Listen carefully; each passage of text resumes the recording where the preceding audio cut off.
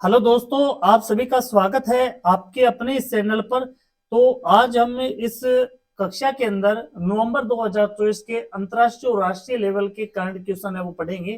तो कुछ शब्दों के साथ मैं शुरुआत करना चाहूंगा इस क्लास को कि नोच डालेगी दुनिया अपने शब्दों से, अगर हार कर तुम लौट आए घर पर। तो आप ज्यादा मेहनत कीजिएगा और अपना एक रुतबा बनाइए कि 2025 में आप एक गवर्नमेंट जॉब के अंदर आपका नाम हो। तो शुरुआत है आज इस क्लास के अंदर, जहां आपको करंट जीके के बड़े महत्वपूर्ण प्रश्न मिलेंगे। आप किसी भी लेवल की तैयारी कर रहे हो जहां पर करंट जीके की बात आएगी अंतर्राष्ट्रीय और राष्ट्रीय लेवल की, तो नवंबर 2024 के जो महत्वपूर्ण प्रश्न है वो सारे के सारे इसी क्लास में आपको मिल जाएंगे। तो देखिए, सबसे पहला जो प्रश्न है,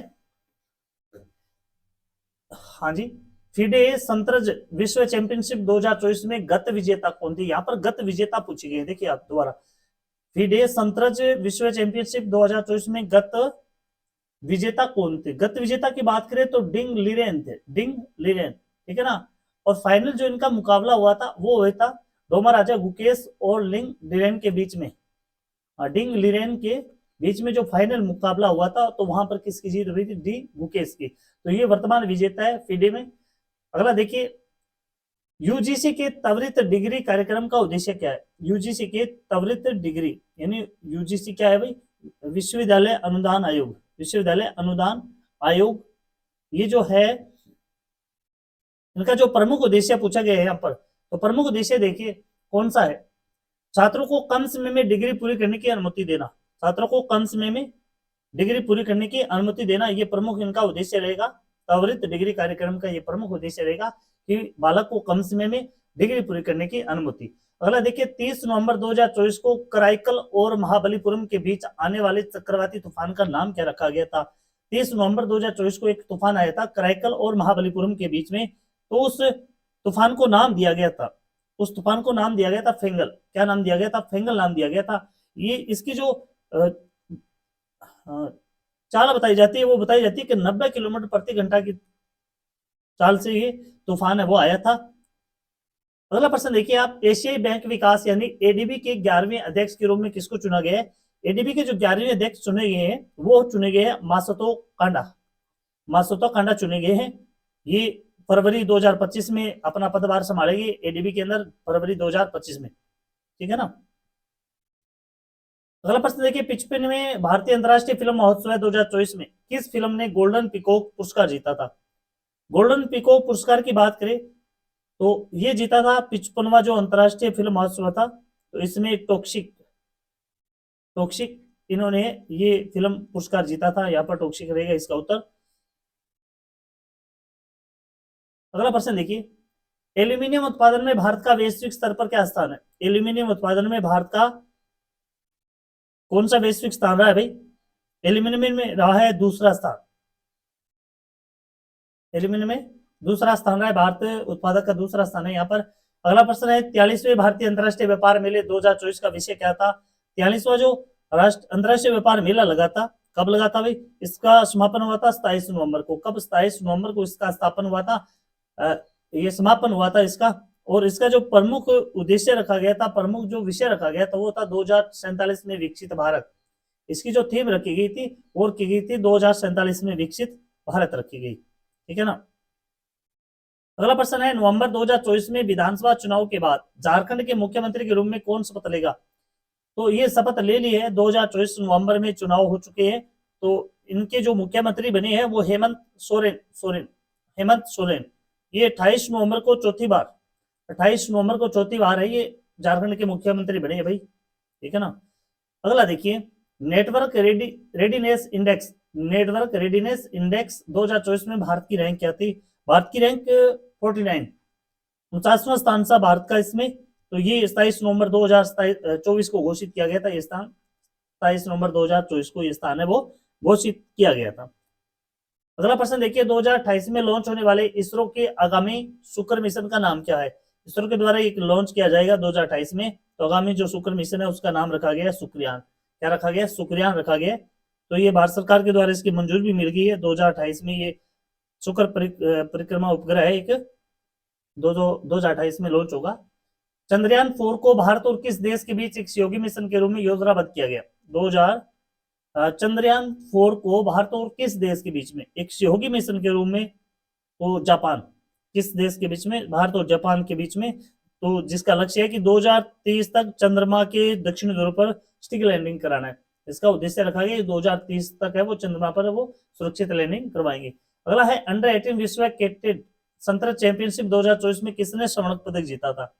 ये स्वर्ण पदक जीता था भाई दिवित रेड्डी ने। किसने? दिवित रेड्डी ने। ये 26 नवंबर 2024 को, ठीक है ना। तो इन्होंने इटली के खिलाड़ी को हराया था भाई। ये तेलंगाना के 8 वर्षीय बालक है दिवित रेड्डी, तेलंगाना से बिलोंग करते हैं। अगला देखिए, आईपीएल लीग के इतिहास में अनुबंध हासिल करने वाले सबसे कम उम्र के क्रिकेट खिलाड़ी कौन है? आईपीएल लीग में, ठीक है ना, सबसे कम उम्र के खिलाड़ी है वो है वैभव सूर्यवंशी। कौन है भाई? वैभव सूर्यवंशी। मात्र 13 वर्ष की खिलाड़ी है ये, मात्र 13 वर्ष की खिलाड़ी है। अगला प्रश्न देखिए, नवंबर 2024 में इजराइल और हिजबुल्लाह के बीच युद्ध विराम समझौते की मध्यस्थता किसने की थी? तो ये मध्यस्थता की थी अमेरिका और फ्रांस ने। किसने की थी भाई? अमेरिका और फ्रांस ने 26 नवंबर 2024 को, 26 नवंबर 2024 को मध्यस्थता की गई थी अमेरिका और फ्रांस के द्वारा। अगला है, इजराइल और हिजबुल्लाह के बीच युद्ध विराम समझौते का अपेक्षित परिणाम क्या है? तो इसका जो परिणाम है वो युद्ध को रोकना और दक्षिणी लेबनान से सेना की वापसी, इसके प्रमुख परिणाम रहे थे। यहाँ पर देखिएगा, यहाँ पर इसके प्रमुख परिणाम रहे थे। अगला जो प्रश्न है देखिए, भारत में श्वेत क्रांति के जनक के रूप में किसे माना जाता है? श्वेत क्रांति के जनक के रूप में माना जाता है, वो माना जाता है वर्गीस कुरियन को। किसे माना जाता है भाई? डॉक्टर वर्गीस कुरियन को माना जाता है, ठीक है ना। ये 103वीं जयंती के उपलक्ष्य में राष्ट्रीय दुग्ध दिवस मनाया गया था अभी 26 नवंबर को। कब बनाया गया था? 26 नवंबर 2024 को 103वीं जयंती थी डॉक्टर वर्गीस कुरियन की। तो इस दिन राष्ट्रीय दुग्ध दिवस मनाया गया था, राष्ट्रीय दुग्ध दिवस मनाया गया था, ठीक है ना। ये इंपॉर्टेंट चीज है भाई। अगला प्रश्न देखिए, संविधान सभा ने भारत के संविधान को कब अपनाया था? संविधान सभा ने भारत को अपनाया था 26 नवंबर 1949 को, 26 नवंबर 1949 को।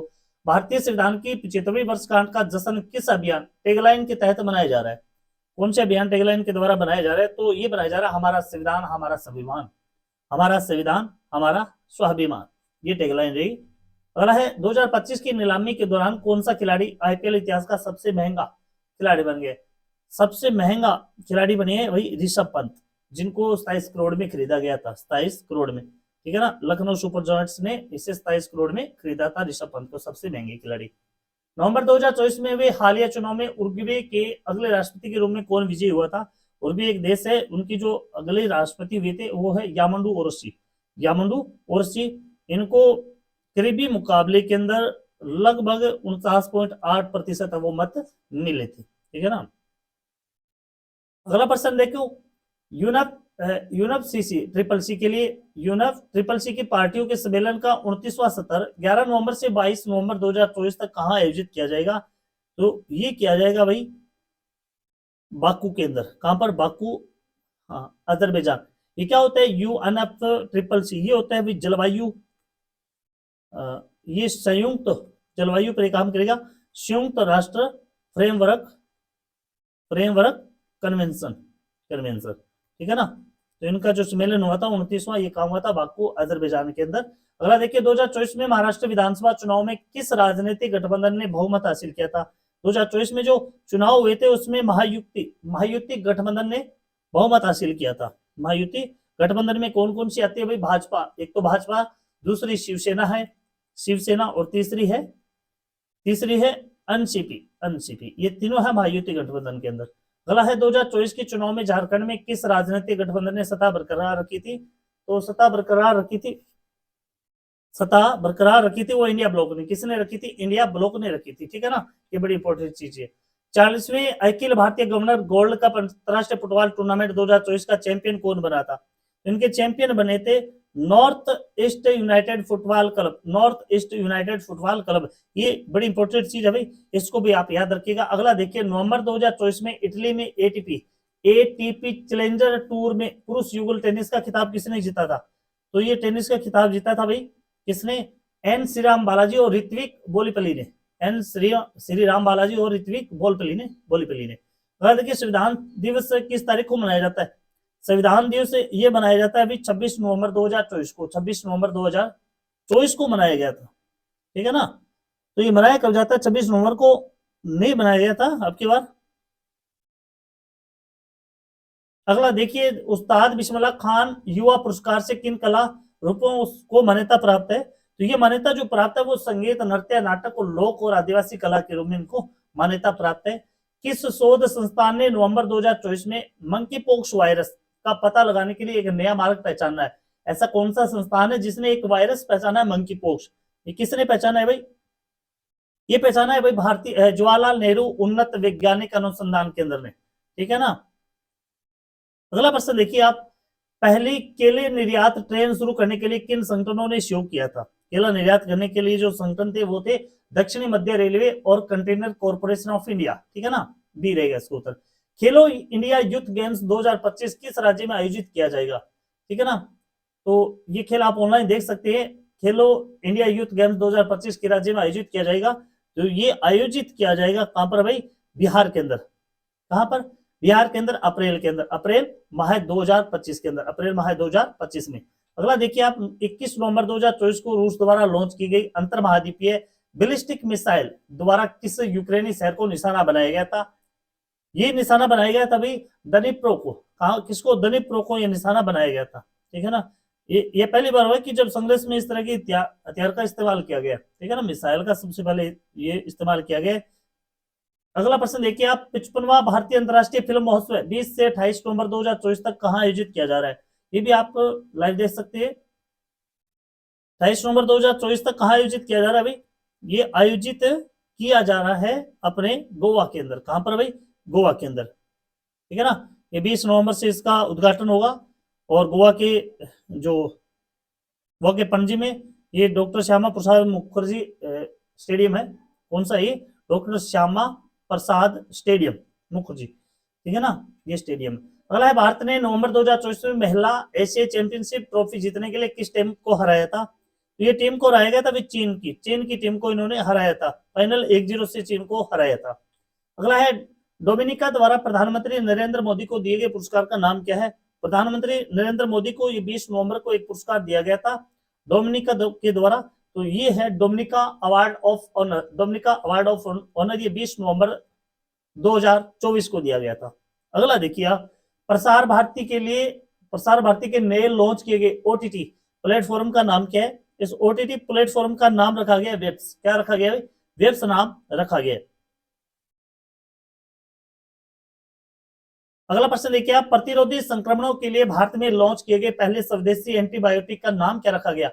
पहले स्वदेशी एंटीबायोटिक का नाम रखा गया था, क्या रखा गया भाई, नेफिथ्रोमाइसिन इसका नाम रखा गया था। 20 नवंबर को प्रौद्योगिकी मंत्री थे, केंद्रीय विज्ञान और प्रौद्योगिकी मंत्री डॉक्टर जितेंद्र सिंह के द्वारा, ठीक है ना, डॉक्टर जितेंद्र सिंह ने इसको लॉन्च किया था भाई। अगला देखिए आप प्रश्न, नवंबर 2024 में महिला एशियाई हॉकी चैंपियनशिप ट्रॉफी के फाइनल में कौन सी टीम पहुंची है। तो फाइनल में जो टीम पहुंची है वो भारत और चीन, कौन सी है भाई, भारत और चीन। 2025 में 20वीं G20 अध्यक्षता कौन सा देश करेगा। G20 की अध्यक्षता करेगा भाई दक्षिणी अफ्रीका। कौन करेगा, दक्षिणी अफ्रीका करेगा। दक्षिण अफ्रीका के राष्ट्रपति बता सकते हो आप, सिरिल है, दक्षिण अफ्रीका के राष्ट्रपति है सिरिल रामाफोसा, सिरिल रामाफोसा इनके राष्ट्रपति है। अगला देखिए, 17 नवंबर 2024 को कितने घरेलू यात्रियों ने उड़ान भरकर नया रिकॉर्ड बनाया था। ये रिकॉर्ड बनाया था भाई कितना, 5,05,412, 5,05,412। पहली बार 5 लाख के आंकड़े को पार किया था इस दिन 17 नवंबर को। अगला प्रश्न देखिए, नवंबर 2024 में 19वां G20 शिखर सम्मेलन कहां आयोजित किया गया। तो ये आयोजित किया गया था रियो डी जेनेरिया। कहां पर, रियो डी जेनेरिया में ये आयोजित किया गया था, ठीक है ना। अगला प्रश्न देखिए, इसरो द्वारा 18 नवंबर 2024 को कौन सा उन्नत संचार उपग्रह लॉन्च किया गया और इसका मुख्य उद्देश्य क्या था। तो ये जो लॉन्च किया गया था वो है G20 ब्रॉडबैंड सेवाओं और इन फ्लाइट इंटरनेट के लिए, ठीक है ना। ये 18 नवंबर को लॉन्च किया गया था इसरो के द्वारा। अगला देखिए, इसरो ने G20 लॉन्च के लिए भारत के अल्वियम 3 या एरियन स्पेस के बजाय स्पेस एक्स के फॉल्कन 9 रॉकेट को क्यों चुना था। इसलिए चुना था क्योंकि भारत का अल्वियम 3 G-SAT 20 के भारी पेलोड को नहीं ले जा सकता था और एरियन स्पेस के पास ऑपरेशनल रॉकेट की कमी थी। तो बी ऑप्शन बिल्कुल रहेगा इसमें से। G-SAT-20 की मुख्य विशेषता क्या है, जिसमें इसका वजन, ऑपरेशनल जीवन काल और लॉन्च प्रदाता शामिल है। इसमें जो शामिल किया गया है तो उसका जो वजन है 4700 किलोग्राम का है। 14 वर्ष इसकी आयु, स्पेस एक्स द्वारा लॉन्च किया गया है, ठीक है ना। नवंबर 2024 में भारत के नए नियंत्रक और महालेखा परीक्षक केग के रूप में किसकी नियुक्ति हुई है? तो केग में जो नियुक्ति हुई है वो हुई है अभी के संजय मूर्ति की। किसकी हुई है? के संजय मूर्ति की। इसमें तो ये के संजय मूर्ति है, ये आईएएस अधिकारी थे 1989 बैच के। 1989 बैच के ये आईएएस अधिकारी थे भाई। द्रौपदी मुर्मू के द्वारा इनको केग नियुक्त किया गया है। नवंबर 2024 में कोलकाता में Tata steel sunrise India tournament में ब्रिटिश खिताब किसने जीता था? ब्रिटिश खिताब जो जीता था वो जीता था मैग्नस कार्लसन ने। मैग्नस कार्लसन ने जीता था। वायु गुणवत्ता सूचकांक का कौन सा स्तर आमतौर पर गंभीर माना जाता है? आमतौर पर गंभीर माना जाता है जो 400 से ऊपर हो। 400 से ऊपर हो। अगला देखिए, 17 नवंबर 2024 को नाइजीरिया द्वारा प्रधानमंत्री नरेंद्र मोदी को कौन सा पुरस्कार प्रदान किया गया था? तो नाइजीरिया के द्वारा जो पुरस्कार दिया गया था वो दिया गया था grand commander of the order of the Niger, ठीक है ना। भारत की पहली लंबी दूरी की हाइपरसोनिक मिसाइल की रेंज क्षमता क्या है? हाइपरसोनिक इसकी जो क्षमता है वो 1500 किलोमीटर से अधिक है। 1500 किलोमीटर से अधिक है। जनजातीय गौरव दिवस हर साल 15 नवंबर को किस नेता की जयंती के उपलक्ष्य में मनाया जाता है? तो ये मनाया जाता है भाई बिरसा मुंडा की याद में। बिरसा मुंडा की याद में मनाया जाता है। 15 नवंबर 2024 को भारतीय पावर ग्रिड के माध्यम से शुरू की गई पहले त्रिपक्षीय बिजली लेन देन में कौन सा देश शामिल थे? तो इसमें जो देश शामिल थे वो थे भाई भारत, नेपाल और बांग्लादेश। भारत, नेपाल और बांग्लादेश। अगला देखिए प्रश्न, प्रधानमंत्री नरेंद्र मोदी 16 से 21 नवंबर 2024 तक किन 3 देशों की यात्रा पर रहे थे? तो 16 से 21 नवंबर को इन्होंने नाइजीरिया, ब्राजील और गुयाना, नाइजीरिया, ब्राजील और गुयाना इनकी यात्रा की थी मोदी जी ने। ब्राजील का कौन सा शहर G20 शिखर सम्मेलन की मेजबानी कर रहा है जिसमें प्रधानमंत्री मोदी 18 नवंबर 2024 को भाग लेंगे? भाग लेंगे नहीं, भाग ले लिया है। ये अपना नवंबर का जिक्र चला है, अब जनवरी 2025 चल रही है। तो यहाँ पर देखिए ब्राजील का कौन सा शहर है? तो ये है Rio de genera. Rio de genera, ठीक है ना। नवंबर 2024 में हुए श्रीलंका संसदीय चुनाव में किस पार्टी ने 2/3 बहुमत हासिल किया था? 2/3 बहुमत हासिल करने वाली पार्टी थी एनपीपी। कौन सी थी? नेशनल पीपुल्स पावर, ठीक है ना, बी। अगला देखिए, गुरु नानक जयंती, ये प्रश्न थोड़ा सा आगे मिस हो गया। तो आज इस क्लास में हम इतना ही पढ़ेंगे। इसके अलावा जो 15 नवंबर से हमने ये 30 नवंबर तक के करंट क्वेश्चन पढ़े हैं, 1 नवंबर से जो 15 नवंबर के जो करंट क्वेश्चन है वो हम अगले क्लास के अंदर बिल्कुल बेखौफ पढ़ेंगे। आपको अच्छे लगे हैं तो लाइक और शेयर जरूर करें। जय हिंद, जय भारत।